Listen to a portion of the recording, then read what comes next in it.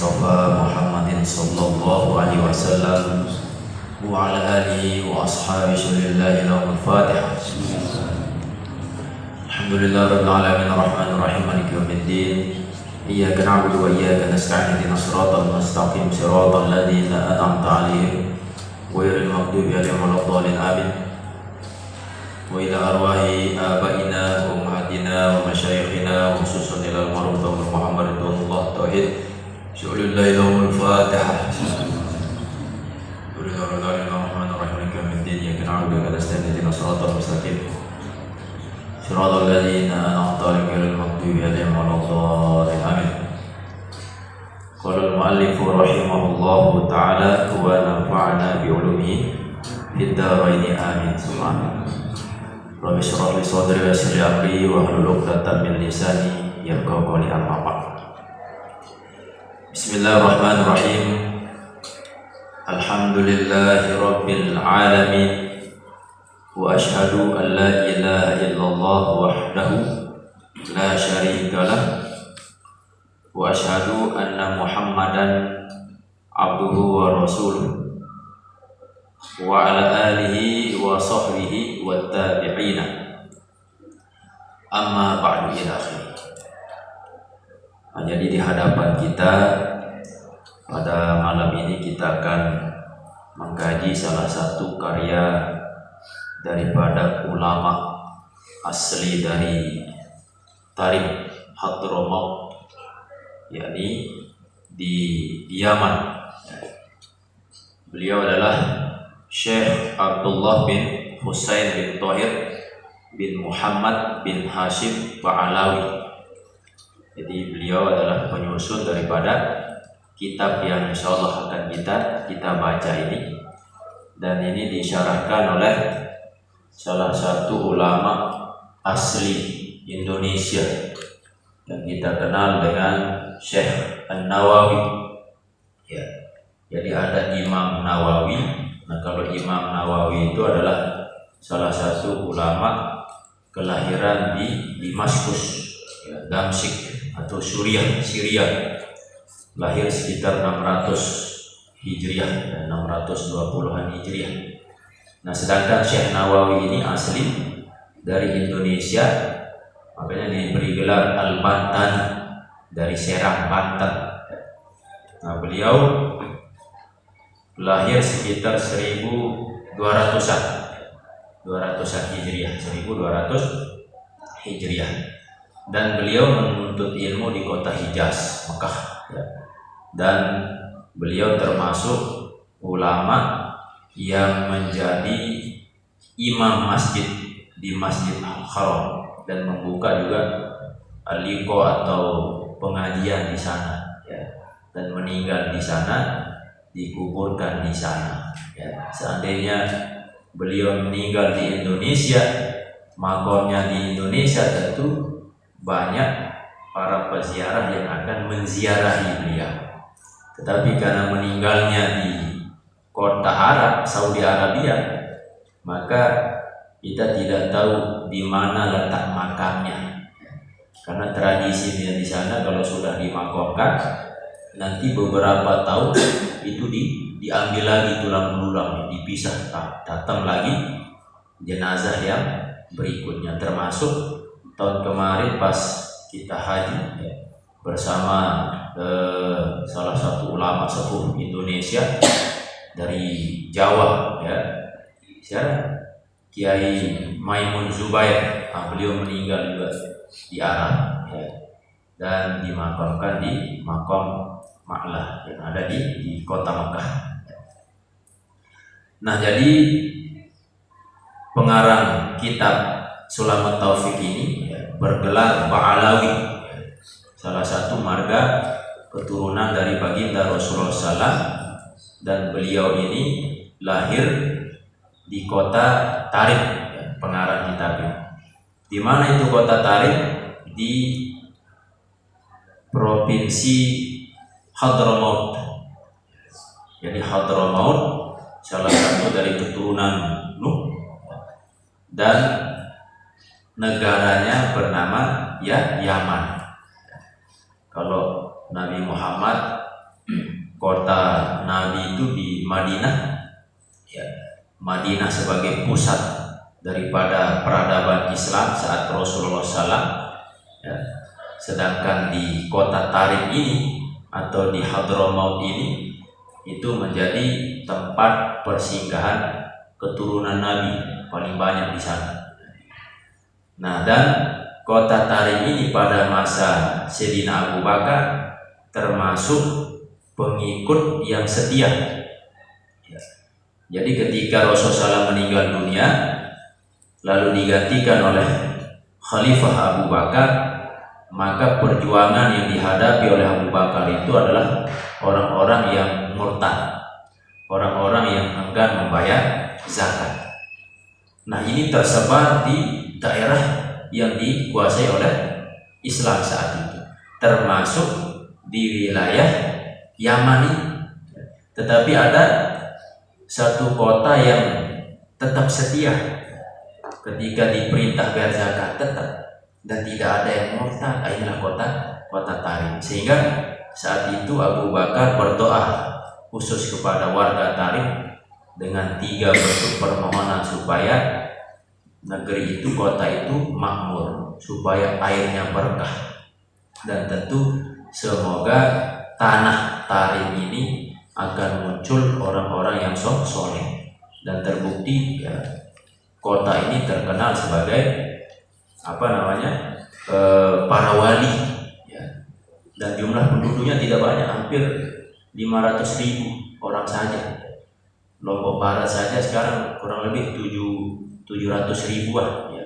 Nah, sedangkan Tarim, kota Tarim ini sekitar 500 ribuan, tapi terkenal dengan ulama. Makanya banyak mahasiswa Indonesia menuntut ilmu di kota Hadramaut, ya. Dan karena memang yang di sana itu masih memegang metode dalam mengkaji Islam itu masih dengan yang santun, ya. Makanya salah satu penyebab masuknya Islam ke Nusantara ini dibawa oleh dai-dai dari kota Hadramaut, Yaman. Nah, ketika mereka menyebarkan Islam itu tuh dengan santun, dan sampai sekarang ini dipertahankan di dalam menyampaikan ajaran Islam itu dengan bil hikmah wal mau'izah wal hasanah. Dan sekarang kota Hadramaut atau Yaman ini yang menjadi kiblat atau rujukan bagi para penuntut ilmu, khususnya negara kita, negara Indonesia. Nah, apa yang menjadi karya beliau di dalam kitab Sulamut Taufik ini, seperti yang sudah saya sampaikan, mengutip dari hadis Rasulullah SAW tentang hadis Jibril, bahwa kewajiban kita harus menguasai 3 ilmu, ya, ilmu tauhid, ilmu syariat, dan ilmu tasawuf akhlak, dan itu terwakili di dalam kitab ini. Kita belajar ilmu akidah. Nah, akidah yang disampaikan di sini adalah akidah Asy'ari. Nah, dari sisi fikihnya mengikuti mazhab Imam Asy-Syafi'i. Nah, sedangkan dari akhlaknya mengikuti Imam Al-Ghazali. Inilah rujukan bagi paham ahli sunnah wal jamaah. Bismillahirrahmanirrahim. Alhamdulillahirabbil alamin. Alhamdu, segala puji, lillahi, hanya bagi Allah, Rabbil alamin, yakni Tuhan sekalian alam. Jadi ketika kita membaca karya para ulama, maka sebagai bentuk ta'adduban mengikuti Al-Quran, mengikuti As-Sunnah, ya, yakni didahului kalimat yang sangat mulia ini, kalimat Bismillahirrahmanirrahim. Nah, setelahnya mengutip seperti apa yang tertulis di dalam surah Al-Fatihah, Alhamdulillahirabbil alamin, sebagai bentuk rasa syukur, ya. Nah, ketika kita syukur, kalimat yang Allah ajarkan kepada kita, bentuk katanya, kalimatnya dengan ucapan alhamdulillah, bukan yang lain, ya. Nah, Di dalam kalimat alhamdulillah ini, di situ ada al, ya, alif lam. Terus yang kedua ada kalimat hamdu. Jadi hamdu ini masdar, ya, nama pekerjaan, bukan pekerjaan, ya, bukan kata kerja tetapi nama pekerjaan. Dari kata hamidah yahmadu hamdan, ya. Artinya apa? Pujian, pujian. Nah, sebelum masuk alif lam, hamdu ini pujian. Nah, misalnya kita mau nisbahkan pujian ini kepada siapa, misalnya kepada Muhammad atau Ahmad, ya. Jadi hamdun li Ahmad, ya. Pujian untuk Ahmad. Kenapa Ahmad ini dipuji? Bisa jadi karena dia pintar, atau dia dipuji bisa jadi karena kebaikannya. Nah, alasan dia dipuji itu pasti ada. Nah, Ahmad yang dipuji ini dari satu sisi saja, misalnya dari sisi pintarnya, dia dipuji. Belum tentu dari sisi yang lain. Nah, ketika dimasukkan alif lam, ya, kita tahu bahwa al di sini adalah ma'rifat, ya. Al ma'rifat yang maknanya adalah lil istighraq, ya. Kenapa al ma'rifat di situ? Jadi ma'rifat ini kan maknanya tertentu, ya, jelas. Jadi ketika kita memuji itu jelas arah pujian itu kemana, ya, tentu kepada Allah SWT. Nah, al ini maknanya lil istighraq. Apa artinya istighraq? Yakni universal, umum, ya. Makanya diartikan segala puji. Inilah luar biasanya bahasa Arab, ya. Asalnya hamdu ditambah alif lam, maka maknanya berubah menjadi segala puji. Maksud segala puji itu, kalau tadi ketika kita katakan hamdun li Ahmad, pujian untuk Ahmad karena kepintarannya, tetapi ketika kita ucapkan alhamdulillah, ya, segala puji lillah, hanya bagi Allah. Jadi bentuk pujian itu semuanya kembali kepada Allah, ya. Dari sisi sifatnya, dari sisi af'alnya, dari sisi zatnya, dari sisi ciptaannya, dari segala sisi Allah adalah zat yang pantas, berhak untuk dipuji, ya. Sampai ketika ada seorang yang memuji seseorang karena kecantikannya, maka hakikatnya pujian itu kembali kepada Allah SWT, karena Allah yang menciptakan kecantikan itu, ya. Maka Allah paling senang dipuji, ya. Nah, artinya senang di sini bukan berarti semakin kita puji lalu Allah SWT akan semakin berkuasa. Mau kita puji mau tidak, mau kita berzikir atau tidak, mau kita ibadah atau tidak, Allah itu tetap kuasa. Allah itu maha hebat, maha maha kuasa.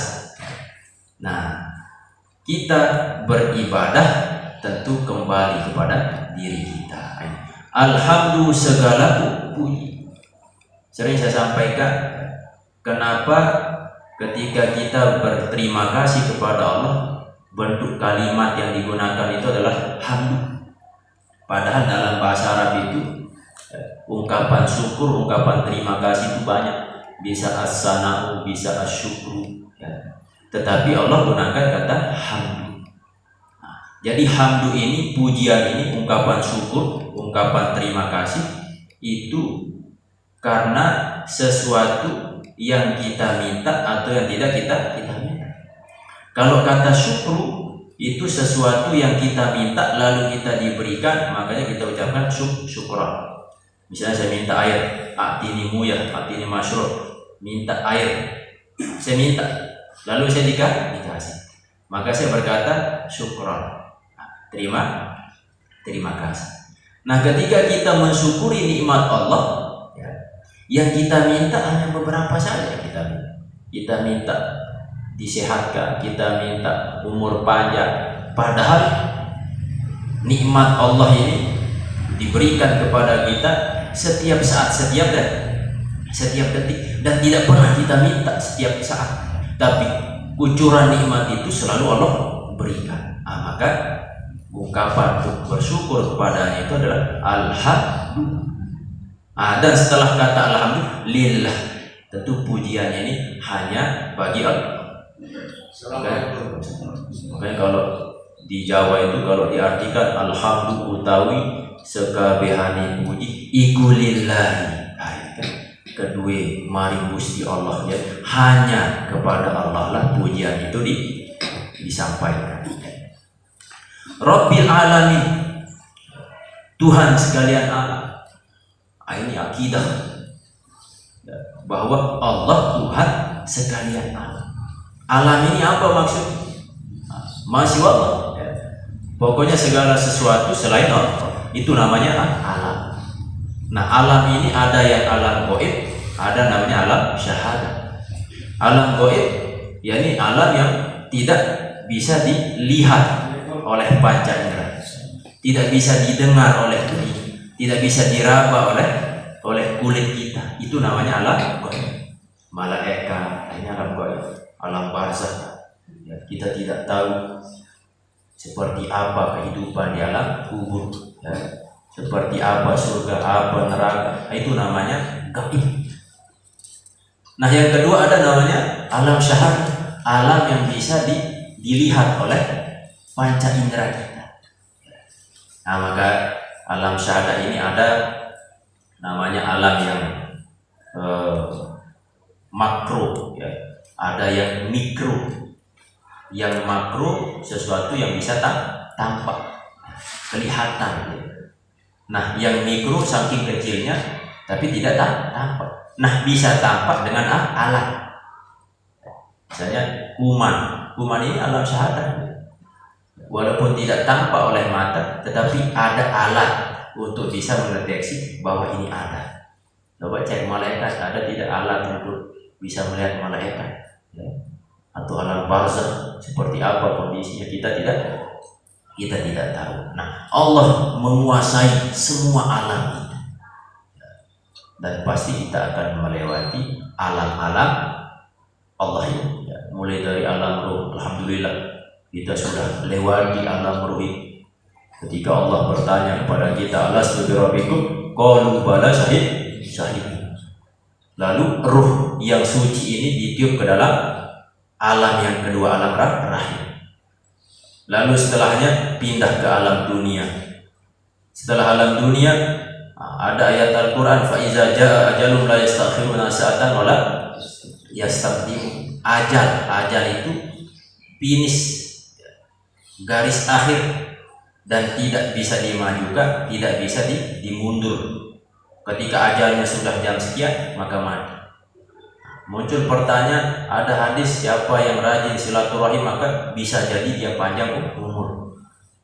Tentu ketika ada ayat dan hadis seolah-olah bertolak belakang, tentu harus ada kajian di sini. Apakah betul bertolak belakang? Tentu tidak, ya. Karena sama sumbernya. Maka makna panjang umur bagi orang yang bersilaturahim itu maknanya adalah bertambah keberkahan. Tetap umurnya, tetapi keberkahannya yang pertama. Malah ada yang mentafsirkan, ya bisa jadi panjang umur. Apa yang tidak mungkin bagi Allah? Kalau Allah panjangkan umurnya, ya bisa panjang, ya. Maksudnya orang yang bersilaturahim bisa bertambah umurnya karena kita lihat prosesnya. Orang bersilaturahim pasti dia berjalan. Kalau dia banyak berjalan, maka akan fisiknya menjadi sehat. Nah, ketika dia bersilaturahim kepada seorang, misalnya dia pergi silaturahim kepada ahli dalam bidang bisnis, maka dia dapat proyek, misalnya akan dapat rezeki berkah dari awi, ya. Atau berkunjung kepada seorang dan kebetulan punya anak gadis, dapat rezeki, jodoh, kan. Nah, intinya orang yang bersilaturahim pasti akan dimudahkan rezekinya, mana-mana kupi, ya. Atau informasi. Nah, inilah aturan-aturan yang Allah berikan tentu untuk kepentingan manusia ya. Alhamdulillahirabbil alamin. Segala puji hanya bagi Allah, Tuhan sekalian alam. Dan dalam kitab Tanbihul Ghafilin, jadi kalimat ini salah satu dari 7 kalimat yang harus kita langgengkan untuk mendapatkan ampunan Allah, untuk mendapatkan kemuliaan Allah. Yang pertama kalimat Bismillahirrahmanirrahim. Sebelum kita melakukan suatu pekerjaan, ketika sudah selesai alhamdulillah. Dan yang ketiga, ketika melakukan kesalahan baik disengaja ataupun tidak, maka ingatlah istighfar, astagfirullahaladzim. Nah yang keempat, ketika kita menginginkan suatu dan ternyata suatu yang tidak kita inginkan terjadi, apa yang kita harapkan tidak terwujud, maka baca hauqalah, la haula wala quwata illa billah. Nah saat kita berjanji, jangan sampai kita katakan, oh pasti besok kita ketemu, memastikan sesuatu yang belum terjadi. Hari ini adalah hari kita, hari kemarin adalah hari yang sudah lewat sejarah, dan masa yang akan datang itu adalah hari yang rahasia, kita tidak tahu. Makanya kita sebenarnya banyak rahasia yang Allah berikan kepada kita. Kita dirahasiakan siapa jodoh kita. Allah rahasiakan kapan kita mati. Kalau Allah sampaikan kamu mati umur sekian, maka tidak nikmat hidup itu. Kalau sudah bocor kamu berjodoh dengan ini, tidak ada nikmat proses. Sejuan ini akan berjodoh. Seluruh. Seperti itu. Maka karena kita tidak tahu apa yang terjadi besok adalah rahasia, nah disitulah fungsi kita berusaha proses ya. Dan proses itu kita di kelompok yang mana? Ini ya. Terus yang ke berapa? Yang selanjutnya ketika ada musibah, innalillahi wa inna ilaihi raji'un. Bismillahirrahmanirrahim. Alhamdulillahirabbil alamin ya. Terus astaghfirullahalazim, berjanji insyaallah. Kalau tidak terpenuhi apa yang kita inginkan, hauqalah, la haula wala quwata illa billah. Yang keenam, ketika musibah kita baca innalillahi wa inna ilaihi. Nah, yang kalimat ketujuh adalah kalimat yang paling mulia ya. Afdhaluz zikri la ilaha illallah. Kalimat ini siapa yang membacanya di akhir hayatnya dakhalal jannah. Sebagai bentuk apa? Ya, terbiasa dia amalkan zikir, saat akhir hayat baca Allah akan memudahkan dia ke surga. Saking sayangnya Allah kepada kita, Allah pilih kalimat yang paling gampang saat kita dalam keadaan sakaratul maut. Jadi orang ketika sakarat itu pikiran, gerakan, apapun itu tidak bisa berfungsi. Tapi kalau lidah kita terbiasa dengan la ilaha illallah, maka walaupun dalam posisi terbuka mulut kita menganga, tapi bisa kita ucap la ilaha illallah. Supaya apa? Allah ingin mudahkan saat akhir hayat itu kita tetap mengucapkan la ilaha illallah. Coba kalian baca kalimat zikir yang lain yang lebih sulit kalau dalam posisi mulut kita terbuka. Tapi kalau baca la ilaha illallah gampang. Dengan zikir kan perhatian, mama bebe lagu tetap iramanya la ilaha illallah, la ilaha illallah. Seperti itu kalimat-kalimat pilihan yang Allah inginkan kepada kita supaya saat nyawa kita Allah ambil dalam kondisi zikir yang gampang, la ilaha illallah. Setelah kita bertahmid, memuji Allah, syukur pada Allah, wasyhadu, aku bersaksi alla ilaha illallah, bahwa tidak ada Tuhan melainkan Allah. Tidak ada Tuhan yang pantas disembah melainkan Allah. Yang lain tidak pantas. Kenapa? Karena semuanya termasuk alam. Tadi kita sebut Allah adalah Tuhan sekalian alam. Nah, kalau sudah menjadi Allah, ya tidak bisa naik statusnya jadi Tuhan. Ya, apalagi tempat untuk kita minta pertolongan. Nah, sekarang ada agama yang menuhankan pohon, ada agama yang menuhankan batu, matahari, api dan seterusnya. Nah, ini kan tidak masuk akal. Makanya Imam Asy'ari ya, ketika menjadikan nama-nama Allah, sifat-sifat yang wajib kita ketahui berdasarkan dalam Al-Quran hanya 20 sifat. Bukan berarti Imam Asy'ari membatasi sifat Allah hanya 20 saja, tidak. Banyak sifat Allah. Tetapi yang wajib kita ketahui cukuplah 20, mewakili sifat yang begitu banyak yang tidak bisa kita tahu. Nah, dari sifat-sifat itu berbangsa akal dan bisa menjawab dari tuduhan orang-orang kafir.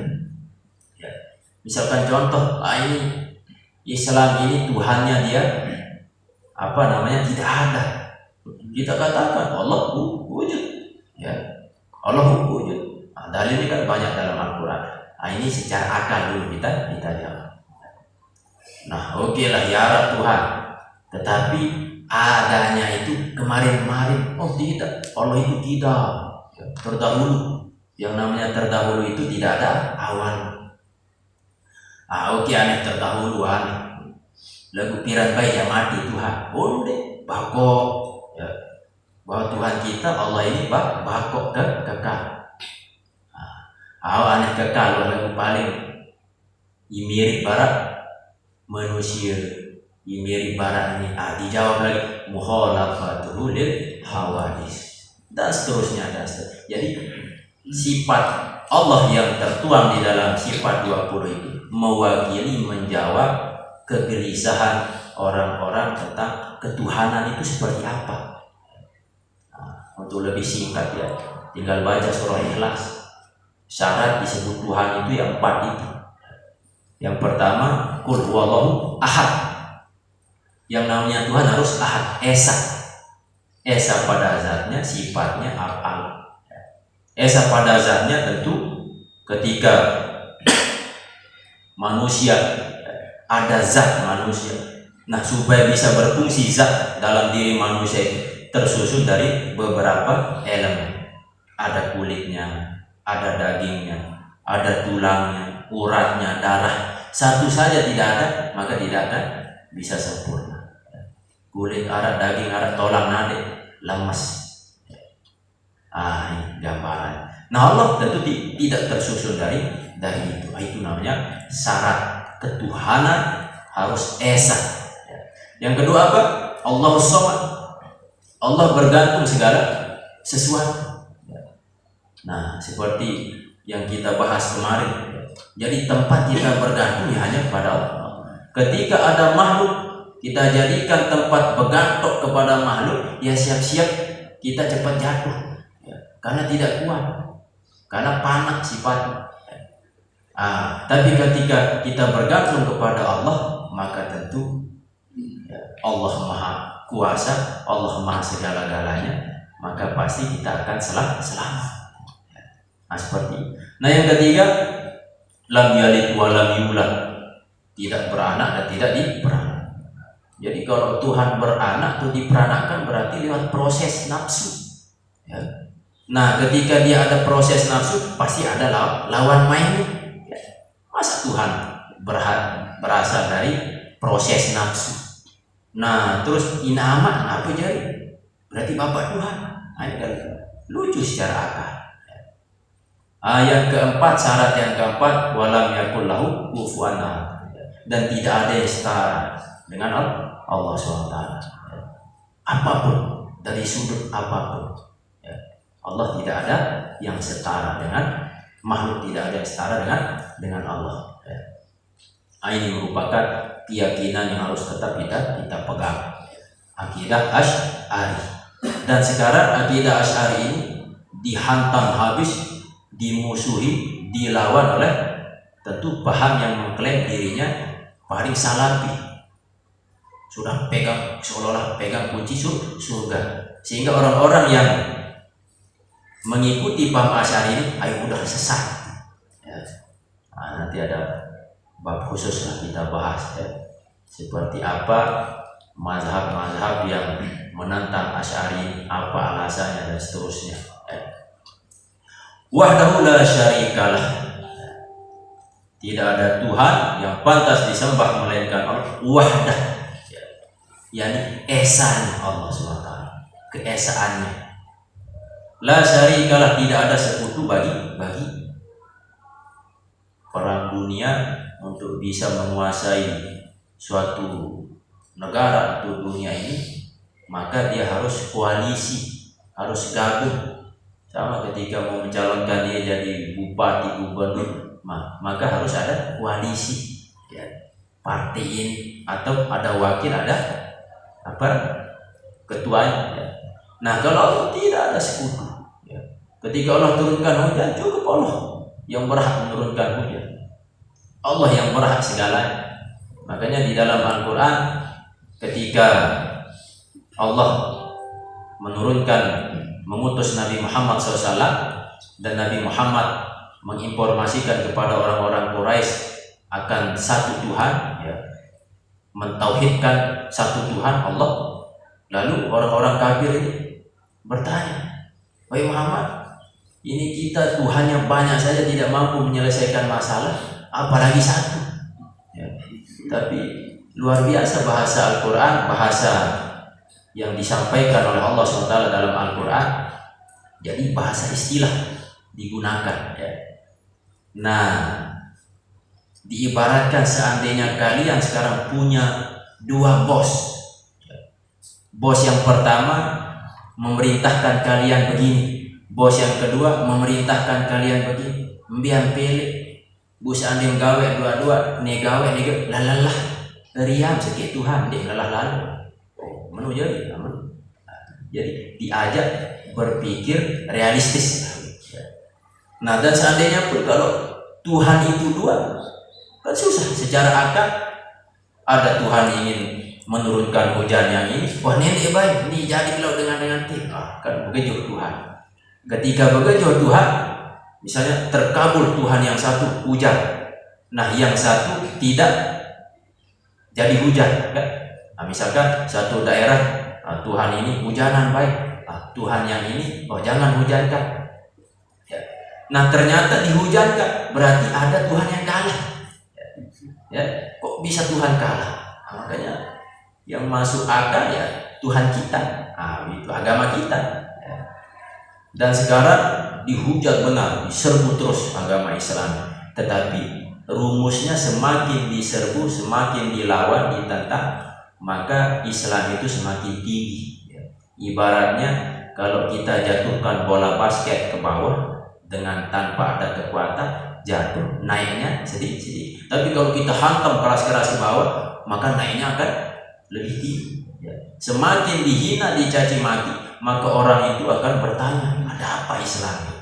Makanya gara-gara kejadian tahun 2001 kalau tidak salah ya, tabrakan WTC itu kan, itu menyebabkan banyak orang masuk ke dalam Islam. Ada apa Islam? Dikaji-kaji, ternyata seperti ini. Apa yang didengar tentang Islam itu ternyata hoax semua. Yang benar adalah Islam itu mengajarkan kedamaian sesuai dengan namanya, salam dan damai, seperti itu. La syarikalah, tidak ada sekutu bagi. Makanya Allah paling benci kepada sekutu, syirik. Apapun dosa kalian saya akan ampuni, yang penting jangan syirik.